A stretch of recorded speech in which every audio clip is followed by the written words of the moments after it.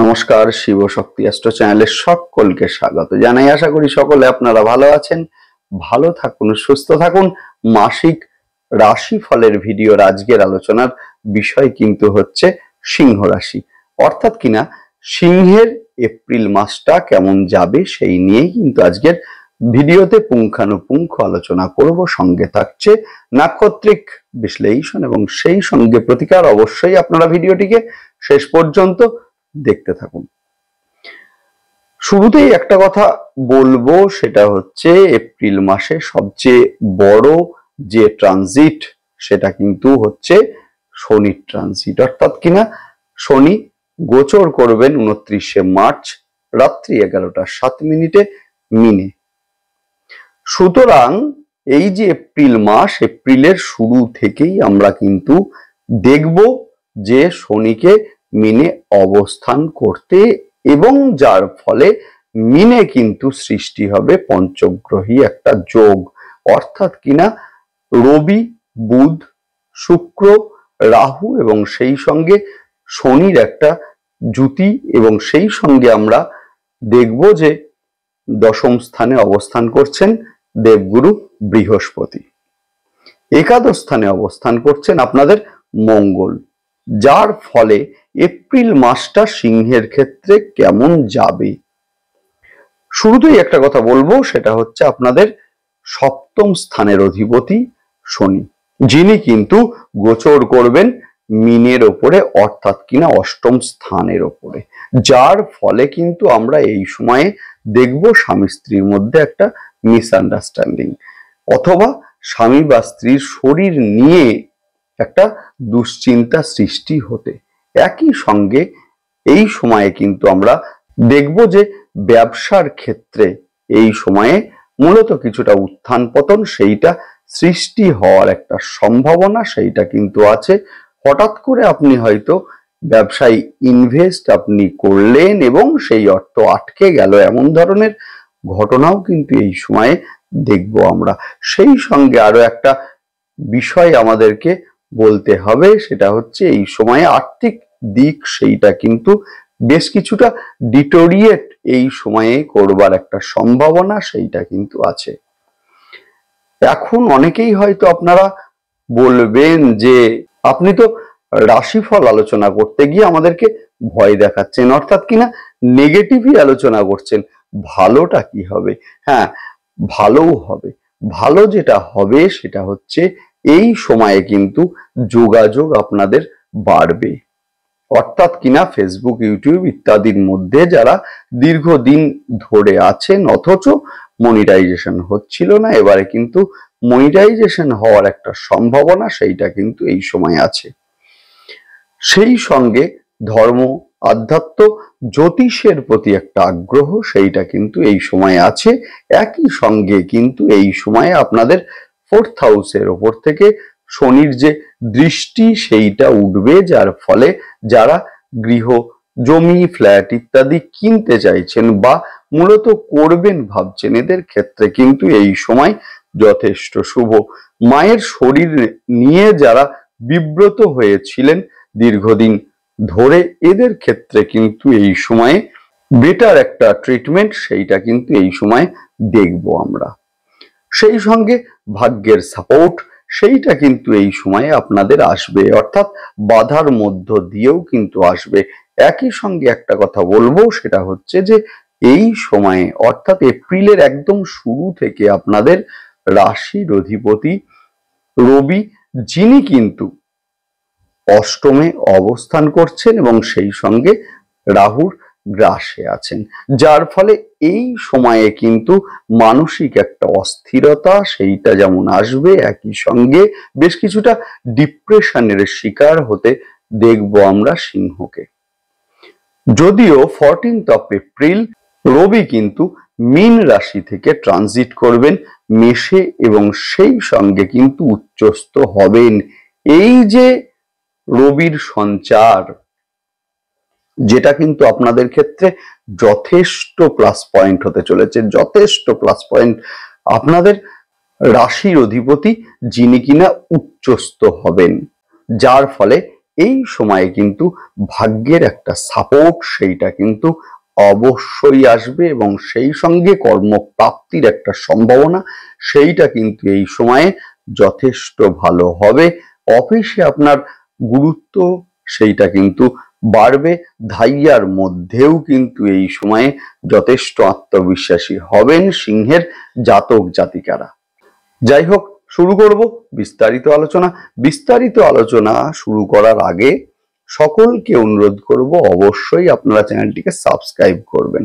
দেখুন, গ্রহের গোচর সেটা স্বল্প সময়ের জন্যই হোক বা দীর্ঘ সময়ের জন্যই হোক, গোচরের একটা ইম্প্যাক্ট সেটা কিন্তু আমাদের জীবনে ভীষণ ভাবে পড়ে। যে কোনো সিদ্ধান্ত নেওয়ার আগে কিন্তু গোচরকে আমাদেরকে দেখতে হবে, না হলে কিন্তু একটার পর একটা ভুল আমাদের হবে, সমস্যা আমাদের জীবনে আসবেই আসবে। ধরুন আপনি একটি ব্যবসা স্টার্ট করবেন, এই সময়ে ভাবছেন, এখন গ্রহের অবস্থান যদি আপনার সিদ্ধান্তকে সাপোর্ট না দেয়, সেই ক্ষেত্রে কিন্তু একটার পর একটা সমস্যা আসবেই আসবে। সুতরাং যে কোনো সিদ্ধান্ত নেওয়ার আগে কিন্তু দেখে নিন যে আপনার সিদ্ধান্তকে সেই সময় গ্রহের অবস্থান সাপোর্ট মূলত করছে কিনা। অবশ্যই আপনারা সাবস্ক্রাইব করবেন চ্যানেলটিকে, যাতে গ্রহের প্রতিটা গোচরের সঙ্গে সঙ্গে সমস্ত ভিডিওর নোটিফিকেশন আপনাদের কাছে সহজে পৌঁছে যায়। যাই হোক, শুরু করব বিস্তারিত আলোচনা। আগামী এপ্রিল মাসের সবচেয়ে বড় যে সঞ্চার সেইটা কিন্তু শনির সঞ্চার, অর্থাৎ 29শে মার্চ রাত্রি 11টা 7 শনি কিন্তু মুভ করবেন মিনে, এবং এপ্রিল মাসের একেবারে শুরু থেকেই কিন্তু আমরা শনিকে মিনে দেখব, যার ফলে কিন্তু আর্থিক দিক থেকে বেশ কিছুটা চাপের মধ্যে পড়তে চলেছেন সিংহের জাতক জাতিকারা। হঠাৎ করে অর্থের ব্যয় সেইটা কিন্তু এই সময় লক্ষণীয়। সেই সঙ্গে পরিবারে কারোর অসুস্থতার কারণে হঠাৎ করেই অর্থের ব্যয় হলো, এমন ঘটনাও কিন্তু এই সময় লক্ষণীয়। সেই সঙ্গে বিবাহের কথা চলতে চলতে আটকে যাওয়ার একটা সম্ভাবনা সেইটা কিন্তু এই সময় আছে, অর্থাৎ কিনা বিবাহের সম্বন্ধ দেখা চলছিল, ফাইনালাইজড হওয়ার পথে হঠাৎ করেই কিন্তু কোনো না কোনো বাধা এসে উপস্থিত হলো, এমন ঘটনাও কিন্তু এই সময় লক্ষণীয়। সেই সঙ্গে এই সময়ে কিন্তু স্বামী বা স্ত্রীর শরীর নিয়ে বেশ কিছুটা দুশ্চিন্তার মধ্যে পড়তে চলেছেন সিংহ রাশি বা লগ্নের জাতক জাতিকারা, অথবা স্বামী স্ত্রীর মধ্যে বেশ কিছুটা ভুল বোঝাবুঝির সৃষ্টি এই সময়ে হওয়ার একটা সম্ভাবনা সেইটা কিন্তু আছে। ব্যবসায় ইনভেস্ট করার ক্ষেত্রে যথেষ্ট সাবধানতা এই সময়ে অবলম্বন করতে হবে। হঠাৎ করে ব্যবসায় আপনি ইনভেস্ট এই সময়ে করলেন এবং সেই অর্থ আটকে গেল, মূলত এমন ধরনের ঘটনাও কিন্তু এই সময়ে লক্ষণীয়। একইভাবে ব্যবসায় বিশ্বাস করে প্রতারিত হওয়ার মতো ঘটনাও কিন্তু এই সময় দেখব আমরা।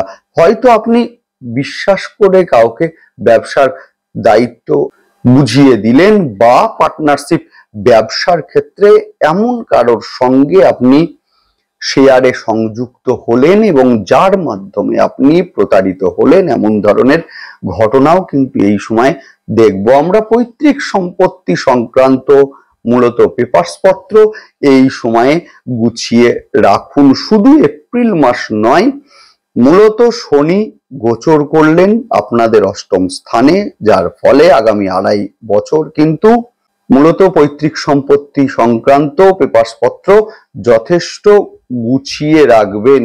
বেশ কিছু লিটিগেশনের সম্মুখীন এই সময় হওয়ার একটা সম্ভাবনা আছে। সেই সঙ্গে এই সময়ে কুটুম্বকুল অথবা প্রতিবেশীদের দ্বারা মূলত প্রতারিত হওয়ার একটা সম্ভাবনা সেইটা কিন্তু এই সময় আছে।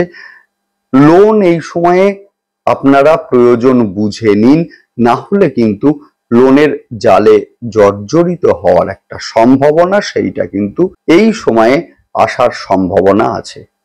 যাই হোক, এবারে হয়তো আপনি বলবেন যে সবই তো আপনি খারাপই বললেন, ভালোটা কি হবে?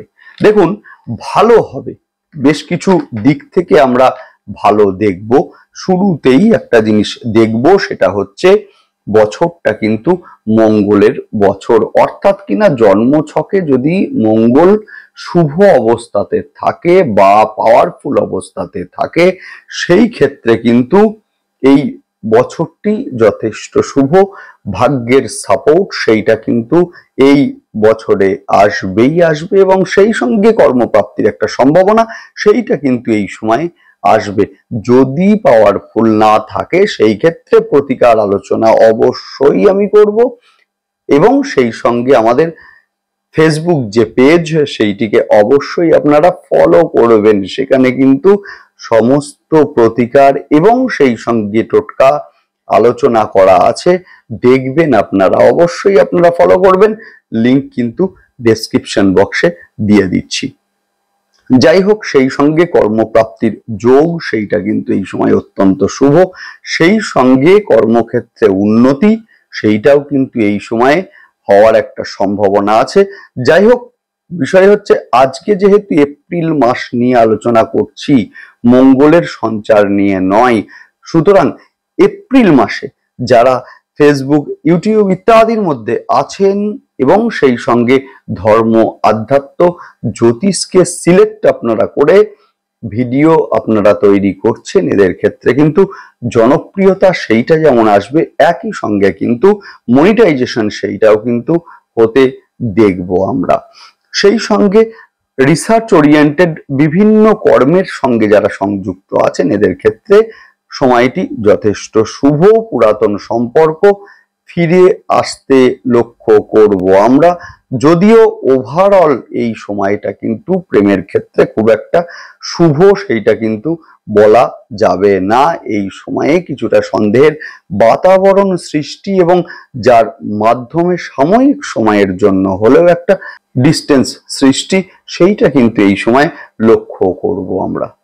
সেই সঙ্গে দীর্ঘদিন ধরে যারা রোগে ভুগছিলেন, এদের ক্ষেত্রে সেই রোগ এবারে কিন্তু ধরা পড়বে, এবং বেটার একটা ট্রিটমেন্ট সেইটা কিন্তু এই সময় দেখব।